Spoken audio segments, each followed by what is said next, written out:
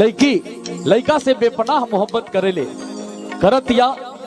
और लड़का भी बेपनाह मोहब्बत करता, लेकिन लड़की के साथे प्रॉब्लम ये हो रहा बा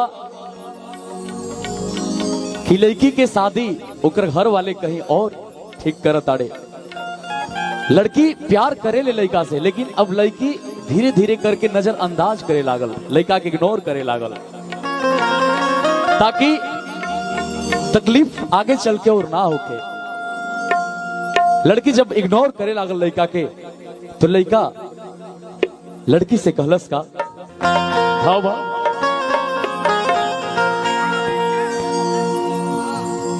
कि छोड़ के करेलू हरदम तू बतिया किया के तो नहीं देखला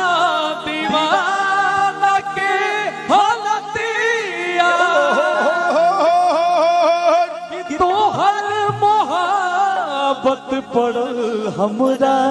पे भारी बा। और का कि ऐसे सतावन जा,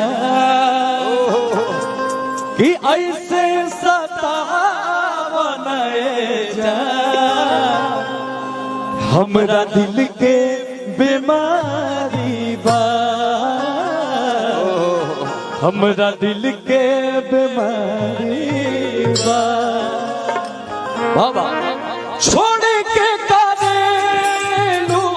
हरदम तू बतिया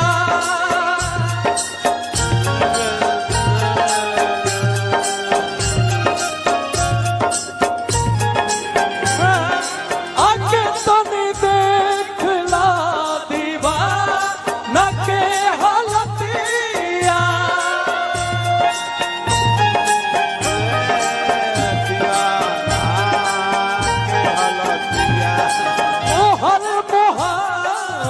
पड़ल हमरा पभारी बा, ऐसे सतावन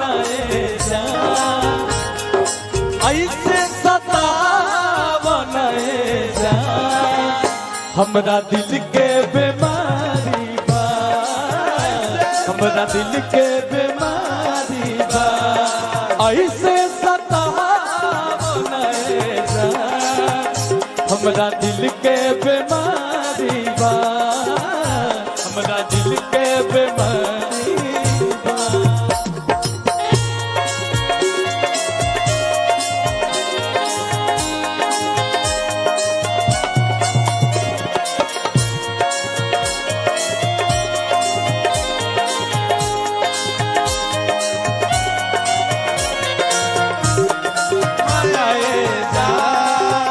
हमरा दिल के बीमारी बा, हमरा दिल के बीमारी बा, ऐसे सतावन जा, हमरा दिल के बीमारी बा, ऐसे सतावन जा, हमरा दिल के बीमारी बा, हमरा दिल के बीमारी बा, कि हमरा दिल के बीमारी बा, हमरा दिल के बीमारी बा। जो कि सुबह सुबह रिलीज हुई, आप सब अपन ढेर सारा प्यार आशीर्वाद और देहब ए गाना के हमने के